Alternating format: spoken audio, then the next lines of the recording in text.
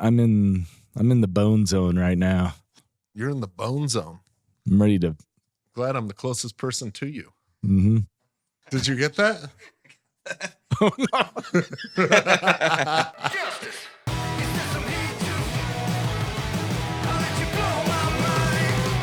Okay, good. Welcome, everyone. We are double digits. Double digits! Woo! We made it to 10. Bucket list achieved. We are a week late because of there was spring break. Mm-hmm. I went some places, then you went some places. Yeah. We apologize. We know how much we were missed. People are waiting with bated breath for this podcast to come out. Like 2 of them. I was about to say, the great thing about the word people is it's more than one. So at 2, we get to people. And you and I are the ones waiting for this. How was your trip? It was good. Yeah. So wife and family and 2 grandmas came with me on a cruise to the Bahamas. Nice. Yeah. Just warmer weather is all I needed. Yeah. Idaho gets a little drab by when we hit like winter number 6, meaning the new snow after a decent week. It's getting a little old. Oh, you mean you don't like getting edged 7 times in a row for whether spring is going to start or not? Exactly. That's exactly what I mean.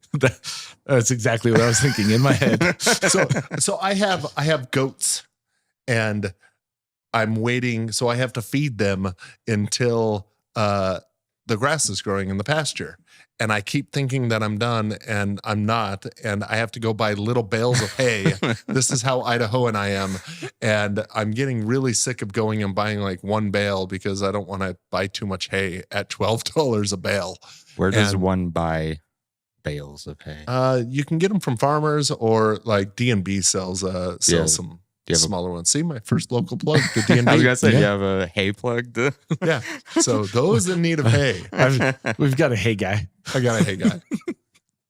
Tells me all the speaking green. of local businesses, we need to start this early today. Yeah. We have 3 different ciders from a local cidery. Yeah. Cedar Draw Cider. Where are they at? A Gooding or Buell, Idaho. Buell. Great ciders. If you get a chance to go over to their facility, it's beautiful over there. You can try the ciders. There you go. Give us a beauty shot. Why not? This one is sound effect and everything. War worthy, and we have the Zero Bricks and Le Fleur. Yeah, but given today's topic, I feel like I'm going to start with War worthy. I was going to ask you, Brian, why do you say we need to get into this so quickly? How are you doing today? I'm riled up, but before we get. Hey, almost doing okay? Yeah, it's the little funky lip. The luchador can't get his arms around to get underneath. Man, why are you so riled up today, Brian? Well, we've had some issues. Do you want this one, or you want a different one? I'll snag some of that. Zach, which one do you want? I'll take some. We'll all start together and go down the journey together. We'll start united. Just got a little bit. That's my bad. That's okay. I'm a little guy. It works out proportionally wise. Cheers, friends. Salud. We'll clink. Clink. There's the clink. There it is. I love the 2 Hilverton McRae mugs and the Voodoo Donut mug. Yeah. That's right. Anyway, we have some things to talk about in the arts and some literature and libraries and the state of politics and laws in our lovely state of Idaho. Today is Arts and Culture Day on the I Fought the Law podcast. But let's start off with some fun. Yeah. But before we get to the most fun, we should probably give an update on the Rockin' for a Cause. Yeah. All you heard Baker and Steve talk about that a couple episodes ago. It was not this last weekend before. It all came together swimmingly. Yeah, it was a really, really good time. And I think the last count, they're still bringing in some final numbers, but the last count was over $3,000 raised for Voices Against Violence. That's great. Which is great especially for a senior project. Yeah. It's a lot of fun. There was a good turnout. People seem to enjoy the music. Yeah, and I think also the music was obviously great. We had a great time playing. But it's always good to see. So Voice Against Violence had some people get up and give testimonials as to the things they've been through. And I think it's good to educate our community on some of the darker sides that people have to go through and the needs that they have. So I thought all in all, Baker did a fantastic job putting it on. Jim Munn, who helped Kudos him, to Jim. did a great job. The bands played well. Molly and it did was great hosting it. Oh, Molly was a great host. Yeah. Just everything came together, and it was something that I'm proud to be a part of. Although my role was very little, I just played a little guitar. And I tried to be as hands off as possible with this sort of thing. Normally, I'm the planner and that sort of thing, but this was Baker's project, and I really did stay hands off. And it was I was proud to be a part of it regardless, but it was a proud dad moment for sure. Like, yeah, you were beaming, man. You had man. He ran it. You had 2 kids playing. Mm-hmm. It was fun. It was fun. Great time. So kudos to the community. Kudos to Baker and Jim. Yeah, and thanks and the Orpheum Theater. Yeah, did Orpheum great. putting it on, and all the members of the community came up and donated money. It was truly rocking for a good cause. It was great. And I will say this as well. The Orpheum helped out a ton. Yeah. And their staff was great. They even had to sweep up an awful lot of confetti. Sorry about that. But if you've been to the Orpheum Theater in the past, but have not been in the last month or two, get to a show. Yeah, they have installed a new sound system, and the sound is incredible. And the coolest part for us playing as a band was they have this ginormous backdrop LED screen, and you could put anything you wanted up there, and we had cool visuals going while we played.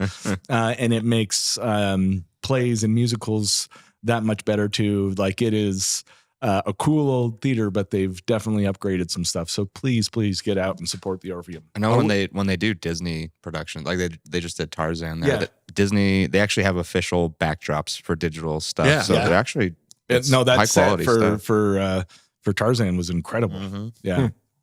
And that poster was gorgeous. That poster it? was amazing. I make the posters. Zach made the poster. You know, and every time I saw one, I would take my picture with it and send it to Casey because she was on. Oh yeah. I love seeing a local venue investing in arts in our small town in Idaho. And today's all about arts. So I just want to give a shout out to Orpheum, because they're investing their time, their money, their careers. Yeah. It's their livelihood. Yeah. It's cool to see. And we don't get enough of it in our little town. And I will say this, they came and started, investing in that at the time that my oldest was sort of in her teenage years and really getting into that, and it changed her life. And she still works there and still loves performing, and it's been a great thing for her. So kudos to them. I have to ask though, this has nothing to do with anything, but did you do like the video promos for Tarzan? Yeah. So the shot of Casey looking up and then looking at something and going, I gave her a lot of shit about that. Right. And I said, I want to know what you were looking at that made you react that way, because it was very saucy. And what was she looking at? She never told me. It was you, Zach. Yeah. Well, you know what's funny is that screen that they have back there. I just have them turn it a solid green, and it turns into a green screen. That's just what we. Nice. That's what we shoot those in front of them. Like, hey, I bet she was thinking about her extremely handsome husband. He is pretty hot. Yeah, he's a good looking man. But we have to do an update on the podcast, because a couple of episodes ago I gave my top 10, and that led into a whole nother episode on Miss Taylor Swift. Quite a long segue. Yeah. And so that episode is out there for the world to see. Yeah, it exists. But yeah, as promised, you came today prepared to share your top 10 list with us. So let's start our conversation of the arts. With that. This is I wrote my top 10 last night. I've never sat down and wrote my top 10 artists before. And I want to tell you a little of the process I went through before I get into it. I feel exposed right now. Like there's a sort of a psychology in music that I was giving you shit about last time with Taylor Swift, when you were wholeheartedly telling your conversion story and you know how Bearing you my view testimony. and see. Yeah, exactly. You were you put your heart out there, and for me, when I was going through, what I did was I went through all of the music in my phone, just the stuff that I listened to. I wrote down all of the artists and then I ranked them. But in doing that, when I'm looking through, one of the things I found was I wanted to be found cool. And I don't know by who, by you or members of our public. And I started writing down stuff that like I'm okay with, but I thought it sounded cool. And I have not included that in my list, but it's been sort of an emotional journey for me, if you will. No, I respect that because there is sort of that element of you have to be honest with yourself. And that's what I tried to do. The unexpected mindfulness. And I think maybe we've talked about this before. Dave Grohl has a great quote because somebody asked him, like, what are your guilty pleasure bands or whatever? Yeah. And he was like, fuck that. You shouldn't feel guilt. Sorry, Mom. Sorry, Bonnie. Yeah. He's like what you like. If you like it, like it. It doesn't matter if other people think it's lame or, or it's a guilty pleasure or whatever. Like what you like. Do you totally buy into that, Brian? I buy into the idea. I am terrible in practice because I do it. I am a music snob. We all know that. What genre of music? I have mine in my head. I think you know mine. But what genre of music, if somebody's like, I really love this, do you hold the most disdain? Yeah, I was going to say prejudice, but that's the wrong word. Disdain is a better word. That you look at them and go, oh, then you don't appreciate good things. Yeah. That you're like, oh, you're one of those, and I don't hold you to the same caliber as myself. I think we probably have the same one in mind, and it's probably going to offend some of our dear friends. But modern day arena country is terrible. Yeah. It's that terrible was the first music. thing that came if to that my mind. is your jam, and I know in this community that is a lot of people's jam. In fact, we have a very successful music festival in our county every year, and God bless those people. Like, they've done a fantastic job putting that together. Scandalous. But it's the specific brand of like big arena country. I like a lot of modern country. There is some modern country that's great. In fact, some modern country is on my list. It's just the hyper formulaic stuff, right? So it's the what modern country? Always... What modern country do you think made my list? Zach Bryan. No. Beyonce. I shouldn't have said it that badly, but I like a couple Zach Bryan songs, but not on my list. Coulter Wall. I don't even know who that is. Oh, he's good. Sorry, Bonnie, if you like him. No, she's not a modern country fan. She likes the Beach Boys. Oh yeah, that's cool. Little John Denver. Bonnie's cool. Bonnie's cool. All right, let's do this. All right, number 10. Number 10 is Death Cab for Cutie. Oh, okay. Or Ben Gibbard. Anything Ben Gibbard, basically. Right. So Postal Service would fall in there. Yeah, but mostly Death Cab. Yeah. I love a lot of his solo stuff that he's put out, whether it's just on YouTube videos or whatever else. He did a song for song remake of one of my favorite albums of all time, Teenage Fan Club's Bandwagon-esque. It's a great album from the 90s. They're a Scottish band, and he redid the whole album and put it out under some label, and it was like a fundraiser type deal, and it's amazing. He did a great job with it. Wow. So. Number 9, straight from Brian Hilverda, who introduced me to this band, Frightened Rabbit. Woohoo! Out of Scotland. I have gotten far more into them lately. If you have not checked out Frightened Rabbit, just do it. Just do it. And at first, like, my first reaction to them was like, it's not quite my jam. Then I listened to the lyrics, and I don't think there's few songwriters or songs as powerful. But then once you understand like where it's coming from, the heart of it, the music makes sense. It's incredible. Frightened Rabbit.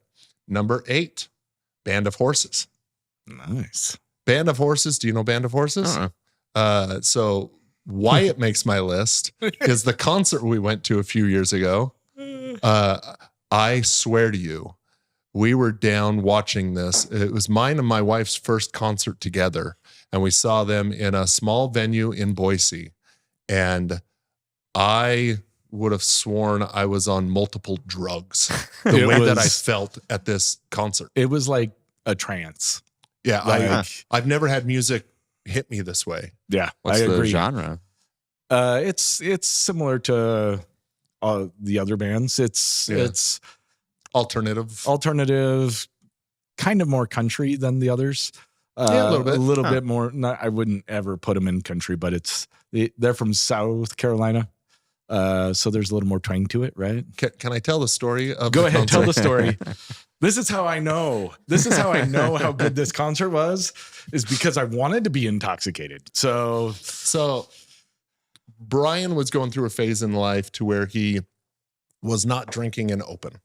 To where, but he would drink a little bit here and there in private, and I knew that, and I was his mule. I was his mule, and we had this code word that he would say, "Hey, get me a ginger ale," and I was supposed to know and remember that meant go get him some drink that had alcohol in it, but disguise it as a ginger ale. So I would get the non-alcoholic cup and pour the alcohol in it. And we went to this thing, and he said, "Get me a ginger ale." I was like, "You got it, buddy." And I went to the bar and I got him a ginger ale. Yeah, but it wasn't even a real ginger. It was like the bartender special of like Coke and Sprite mixed together. Oh, what? It was terrible. atrocious. And I brought back and he's like, "What is this?" I'm like, "It's a ginger ale."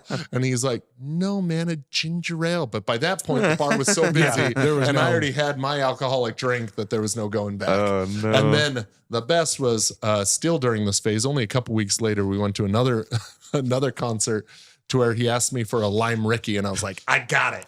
And I went and I gave him alcohol, and he took a sip. He's like, "What is this?" I was like, "Dude, it's good alcohol." And he's like, "No, man, I wanted a lime They Ricky." had like a lime Ricky stand. I love a good lime Ricky.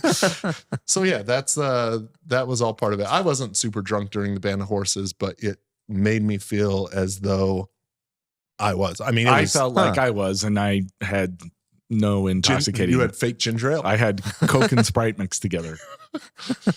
Brian's not past that phase in his life. No, well past it. All right, what number was I on? That was 8. Number 7, modern day country. Tyler Childers. Oh yeah. He's not modern day arena country, but No. I love Tyler Childers. I sit at home and listen to him. I sing my daughter songs of his on the guitar. He's just good. You're not going to get any shit from me on that one. That's good. Number 6, Taylor Swift. Nice. All right. Yeah, she has made the list, and I did a lot of soul searching as to whether she would actually make the list. And as I compared her to my other tops, I went, no, I listen to Taylor Swift far more. And it's not just because we played a Taylor Swift set we did at the last concert, which we didn't talk about. We didn't talk about. It was a first for us, Zach. Really? What'd you play? We did six Taylor Swift songs. Oh, that's why you made a 6. Yeah. Then. Oh, yeah. Yeah. That's why she's number 6. Number 5, Dispatch. Oh, nice. That's a dark horse right there. Yeah, dark horse. So Dispatch, I've loved them since I lived in Hawaii and would cruise around Hanauma Bay and listening to Bang Bang. Bing, bing. You got it. Nice. You want to sing the whole thing? Go for it. No, I don't. Number 4, modern day country, but also old country, older. The Chicks. Oh, wow. I love me some Dixie Chicks. Fair. I want a cowboy to take me away to wide open spaces so badly. That is a great. I just need room to make a big mistake. Okay, let's just say that. No, that is a good choice. I like that. Are you giving me shit? No, that I'm Brian not. I giving me was shit? about to say that is like something that a lot of people would probably, especially dudes, would probably go, that's a guilty pleasure or something, right? Like, So I used to, and so I've trained Brazilian jiu-jitsu, and I used to be far more into it than I am. now. It's just because I'm too busy. But sorry, all the guys I trained jujitsu with. I haven't seen them in a while. But I used to be a coach. And when you'd show up, we had this iPad on the wall that you could select the music. And if you were the coach, and most guys would pick like 90s hip hop or heavier stuff, or like Brazilian flamenco music. And I would pick the freaking Dixie Chicks. And Yes. I loved it. And everybody else hated it. And it just brought me zen to roll around on a mat with guys listening to the Dixie Chicks. Oh, I took Susan to a Dixie Chicks concert when we were dating. What I year gave was her this? 2 tickets and I said, here are 2 tickets. You can And- go with whoever you'd like, and you thinking she would pick her sister or her roommate. And then you had to go And see she the Dixie picked Chicks. me. And it was good. They Yeah. put on a hell of a show. And you proposed. And and I still married her. So yeah. Number 3, the Lumineers. You know this about yeah. me. I love the Lumineers. Yeah. Great band live. Great band live. I like all their recorded stuff. I look forward to everything they do. Number 2, Justin songs not in the voice. Bob Dylan. I love Bob Dylan music. It's more poetry. I'll give that. Are But you going to see him this summer? no, I don't think I'm going to be able to, but I want to. Hmm. Yeah, I have yet to see him live, but I love his influence in music, all of it. A couple years ago, I went through down the Bob Dylan rabbit hole and started learning a bunch of songs that he wrote that have been re-recorded by other artists, and it's one of my favorite. The dill hole, if you will. And number one, who's my number one, Brian? Your number 1 is Shakira. They're up on the wall right there. The Avett Brothers. The Avett Brothers. Yeah, I love the Avett Brothers. Campbell's tomato soup. Yeah, right to the left. We have a skateboard deck in our conference room with the Avett Brothers on them. We do. So there's my top 10. That's good. I feel That- exposed. No, you shouldn't. You know what's going to happen next, though. What's that? Somewhere down the line, because I don't know if I told you this. The number of people I had ask me for like samples or a playlist of my top 10 after that episode came out, like I got multiple requests. So I just grabbed like a smattering Smattering. That was nice. of songs from each of my top 10 and made a playlist and sent it to people, and they were into it. But we're going to have to do a top 10. You Make need a a- playlist of your top 10 songs from your top 10 artists. All I right, think we'll do it. we need a combined podcast playlist now. Yeah. Okay. Yeah. That'd be good. No, I respect your list. That's a good list. Yeah. I mean, there were some short listers. I love Coldplay, Black Crowes, Beatles, Sam Cooke. Yeah. Me First and the Gimme Gimmes was on there from my college age of just course. punk remakes. Yeah. I have, so that's my top 10. I feel like it. exposed. No, I feel that's like I good. put my heart on the line. Everyone, yeah. No, I think the 2 listeners will appreciate your top 10. You're welcome, Steve and Brian. Future Steve, future Brian. And here's what I want you to think about, because I want to transition. So this is Arts Day at Hilverta McRae, It is. because we're going to talk about something that happened today in our home state of Idaho. Not nearly as fun as a top 10. Not nearly as fun as a top 10, and we've been angry about it for the last couple of hours. Imagine if you took just the top 10 songs of each of these bands on Apple Music and you wrote it, just their lyrics, out as poetry, put it in a book. Yep.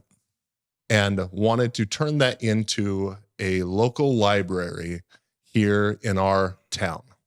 The question is, would that be allowed to, as of January 1st of this year? July 1st. Oh, I'm sorry, July 1st. Thank you. That's what I meant. As of July 1st of this year, would children under the age of 18 be able to read that book? No, That's it. which is an incredibly sad thing to say. Which is why I'm going to open up. Yep. Open up. Get the. Oh, The you're going to do. luchador. Oh, he's going to show off. Oh, Dude. I don't need Wow. no luchador. But the luchador is more fun. This Steve. is why we're pouring some more. So Brian, So today, tell everybody what's going on. so Idaho politics are nuts. Everybody knows that. We are the laughing stock of the nation quite frequently. In that our politics are heavily influenced by the far right, and they care about things that matter absolutely nothing to the citizens of Idaho, and they make political grandstanding a sport out of those things. I agree. And before we get into this, I wanted to say one other thing. We don't share our politics very much in a professional setting. No. But you and I have talked about politics a lot. Yes. For the listeners, are you and I the same politically? Absolutely not. Are we close? No. In theory, are we anywhere, even if one of us was to be categorized right or left, would both of us be on one side of the aisle? No. Right. Yeah, no, not at all. Brian and I, in theory, are about as far apart as it comes in our approach to politics, but we find that we agree on many things, which is really interesting. And this in particular is one. Yeah. And our disdain that is just boiling over today for Idaho politics has rued the day. Yes. So for a couple of years now, certain groups have tried to push library bills that get certain books banned from libraries so kids can't get to them. They don't want them out. We're protecting the children. You name it. They've pushed bills. Last year, one passed. And a library bill did? A library. It passed both houses, and our governor vetoed it. That's right. It gave parents a private right of action to sue the library.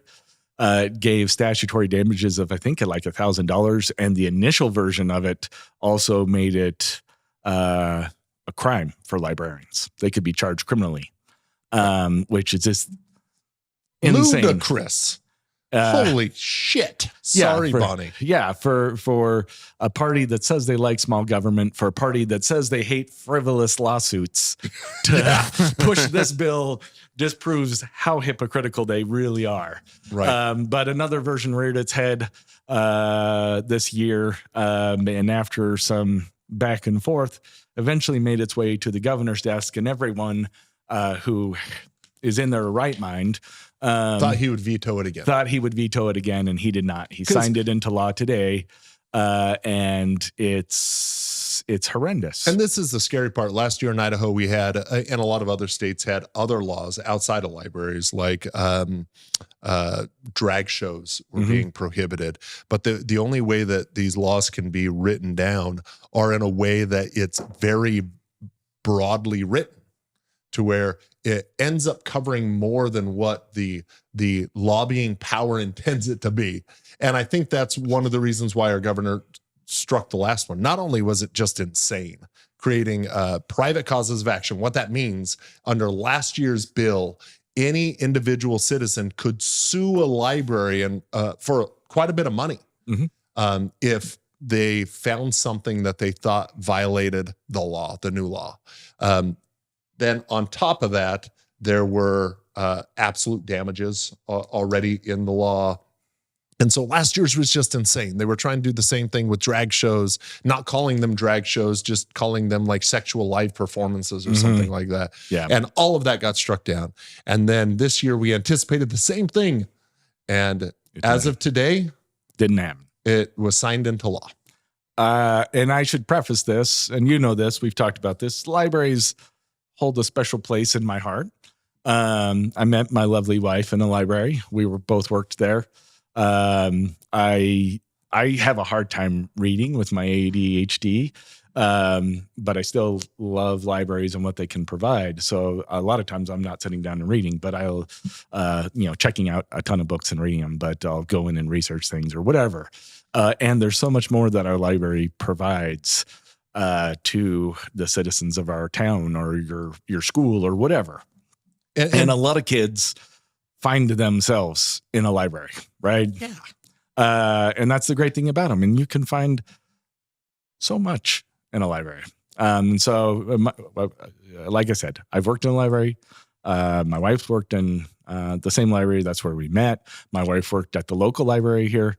I have friends that are librarians, and this stuff matters. And And you and I have stuck up for the library in the past. Yeah.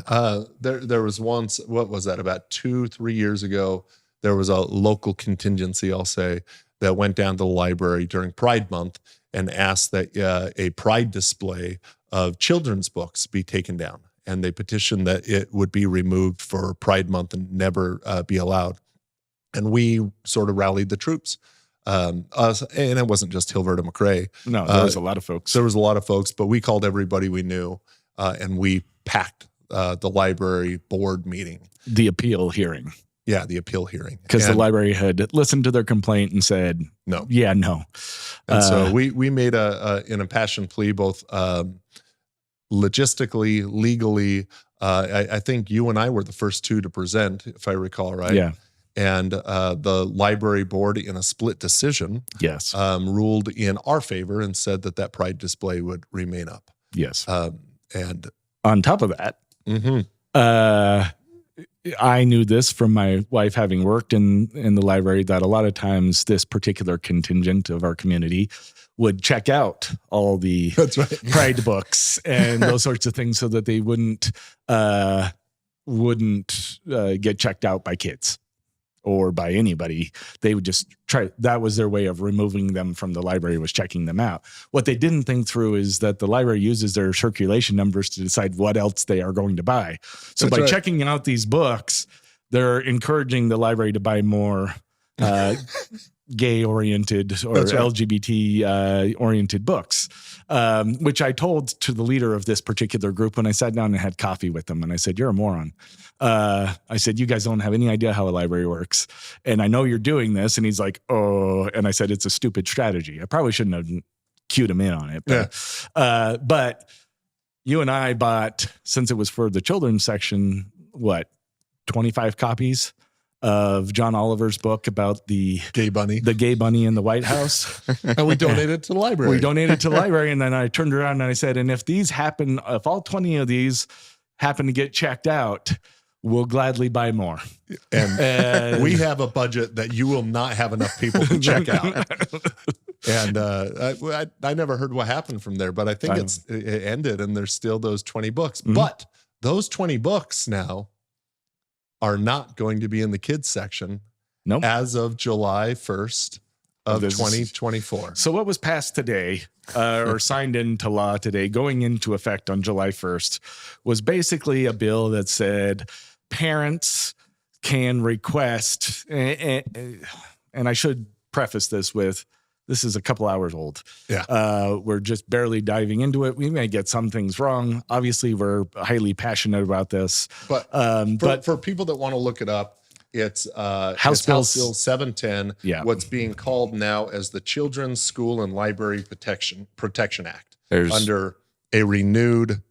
There's so many articles on it. I know. Yeah. Under a renewed Idaho Code 18-1517 Big B, which, by the way, under Title 18 is the criminal code. Mm-hmm. Okay. This was put into the criminal code. So if you have any doubts of where they want this to head, that should be one big clue for you, that they want to be able to jail people who make available the books they don't like. That's right. And I started talking about last year's bill, and this is what drives me crazy in reading this, is the only way for them to categorize things is to or to put in the categories that they want. And it's clear that this is an anti-homosexual bill first and foremost, but also guised as an anti-sexual bill, trying to protect the children from sex. But in writing it, it's so overbroad, it is going to cover a lot of things, and we'll talk about that. Yeah. But it boggles my mind, and my heart is going out to every library out there that just in the procedure of how to enforce this stupid bill. I mean, this is one of the worst pieces of legislation I've ever seen in Idaho, and that's saying something. But every part about it just makes my skin crawl. Yeah. Okay, I will say this, and I I like to point out good where there's good, and I'm not afraid to point out bad where there's bad. In the Senate from our district, we have 2 senators, and both of them Republican, as the overwhelming majority of the Idaho Senate is. Yeah. And I've emailed both of them about these bills last year, this year. I've emailed the governor. And I got a very heartfelt and thoughtful response from one of them who said, I totally agree. And I will be voting against this despite what my party thinks. And I got a canned response from the other, and basically said, we need to protect our children. And so Greg Lanting, I will vote for Greg. I don't normally vote for Republicans. I will vote for him on that issue alone, that he stood up for what was right. Lance Clow, I know you. I like you. I grew up going to your house. I am ashamed that you are from Idaho in Twin Falls today. This is despicable. Yeah. You're not protecting children. You're just a pawn in extremists' game here. Tell us what you really think, Brian. Yeah. It's disgraceful. It is. I was looking at it here, and it's also based on the Idaho like obscenity. That's right. Yeah. And that's where we're going. Yeah. So, and this is the first thing that I thought is it defines obscene material. And the reason why it defines obscene is if you study constitutional law in the First Amendment, generally we have the right to freedom of speech, but we bar obscenity. Mm-hmm. And obscenity is really hard to define. But all of the code, case law on obscene material, and it's mainly for really dirty porn. Yeah. One justice, I can't remember who defined it, said you'll know it when you see it. I don't know how to define it, but you know it when you see it. That's right. But what they do here is they try to define it, and it's overbroad. That's one part of it. The other part is we've been talking about libraries. It's not just to libraries, it's to schools. And it's not just to public schools. Under this, schools means any public or private school. What? So if you have a private school, here in Twin Falls, we have Lighthouse Christian that would be regulated by this. They don't have a library. I learned, which is weird. They got rid of it. No, but they have books. That's telling too. Right. It's extremely overbroad. It infringes on private entities and their right to do things. But give the basics. The basics are this: if there is a book that contains sexual conduct, the parent and a minor gets a hold of it, that is harmful to minors, right? Right. And a minor gets a hold of it and a parent realizes it, the parent can go and say, you need to remove this book from being accessible to kids. And the library has to create a adults only section of the library and keep that book in there if they want to keep it in circulation, requiring libraries to incur the cost of creating an adults only section. This is like regulating. It's the video store. It's the video store from the 90s. They're going to hang up the hippie beads and you have to walk through and go back to check out, the back. For example, when I was 16 and those hippie beads existed, I would really want to get in there. All you're doing walk by really fast. So they'd kind of brush open a little bit. I saw a booby. Don't you know kids respect when you separate something off and say, you can't look at that? Don't look at They that. love that. They love that. That was back in the day where there was no other access to this. Mm-mm. And this is so stupid because all of these kids have access to the internet. Yeah. All of them. If they want to see or read anything, they can. So this is just showboating and causing a problem for every school and library out there for no reason. Mm-hmm. It's just dumb. And if you don't think that that's where they want to go next, you're fooling yourself. Oh, yeah. Lance Clow, they'll be pushing for you to pass restricted access to the internet. Rarely in history have we decided that the folks banning books, burning books, restricting access to information are the good guys. We're the damn state of Footloose now, man. It's Footloose. I can't go dance. And again, if you run on a platform of limited government and limited government intervention into our lives and Fuck you. support That's shit what like it is. this. Fuck you. I'm not even sorry. Not sorry, Bonnie. Because these lawmakers are out of control. And this is the stupidest thing I've ever read. So for example, I want to touch on this because the biggest definition in this law is the sexual conduct, because it's any material that has sexual conduct in it. And this particular section really bothers me. It says sexual conduct means any act of masturbation, homosexuality, sexual intercourse, or physical contact with a person's clothed or unclothed genitals, pubic area, buttocks, or if such person be a female, the breast. Here's the problem. Most people look at that and they go, well, yeah, they're just trying to protect sex or protect kids from reading about sex, but they have equated the existence of homosexuality with everything else in that list. Any act of homosexuality, meaning if there was any depiction of a boy holding the hand of another going boy, on a date, having a crush on another boy. If too close. When you get heated, you rise. All right, there we go. Zach? You get heated and you're like right. you're like a nice sourdough. You kind of like oh, thank you. yeah. When I get I heated, like I rise too. Don't say that, Brian, because now Oh yeah, this podcast can't go out in our library or any school. That's Yeah, right, or any because school. you just made a sexual reference. I just made an erection joke. I'm You sorry. did. But yes, let's just say you've got a preteen young adult novel, and the pitcher on the baseball team asks out the cheerleader, and they go on a date. No one's going to bat an eye. But if the pitcher asks out the catcher, I like what you did there. yeah, thanks. Even just the asking out, or talks about having a crush on him. This is sexual conduct in a book.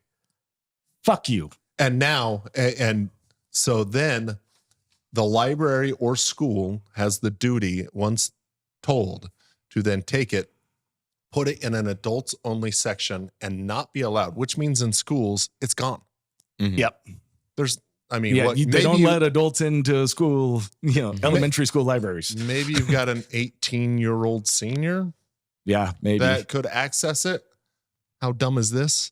And if they don't, what happens?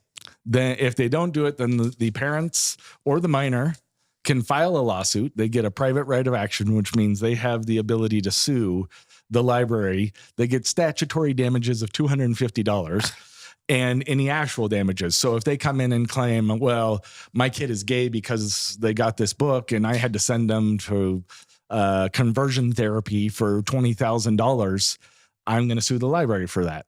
And I can recover those damages because the library made accessible. It's not even checking out.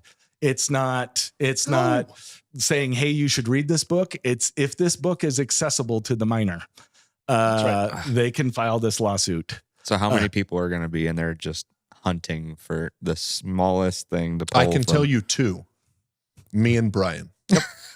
Because there's a big one that this group really, really likes that is full of all sorts of sexual conduct. I think I know where you're going. Specifically harmful to minors. I mean, just off the tip of my head, the definition of a sexual sexual conduct means Make sure you're on your mic. Means the depiction of, if the person be a female, the breast. Yeah. So I grew up in a religion, and we'll get into that in another time, that once told me, you're going to read, when you read the Bible, and that's where we're headed, read Songs of Solomon once and then staple it together, is what I was told. Wow. Read it once and then staple it and don't read it again. And I remember reading it and going, oh yeah, there was a lot of depiction of female breasts. And that's just one book in the Bible. One book of the Bible. Under this statute, in my cursory review in the last couple of hours, I don't think the Bible will be allowed to be checked out to minors. To be available. Accessible to minors. That's right. In any school, including private schools. And if these actions are coming out, we might have to request, pursuant to this law, that be removed. We should create a campaign of Lance Clow wants to ban Bibles from our libraries. Yeah. I mean, these politicians should learn. If they don't see the problem with this, if they don't recognize that there are issues here that go far beyond what they're in theory trying to do, right, aside from get political donations from the far right, or if they can't recognize the constitutional problems with this, they have no fucking business being legislators in our state. You're too dumb. I remember last year when they were talking about getting, it was the anti-drag bill. And I was listening to some of the comments of some of the legislators. And one of them was a previous administration of school, or he was in administration of schools. And the way that they tried to define it was certain acts like gyration of hips and that sort of thing, trying to get rid of drag performances and not allow people under the age of 18.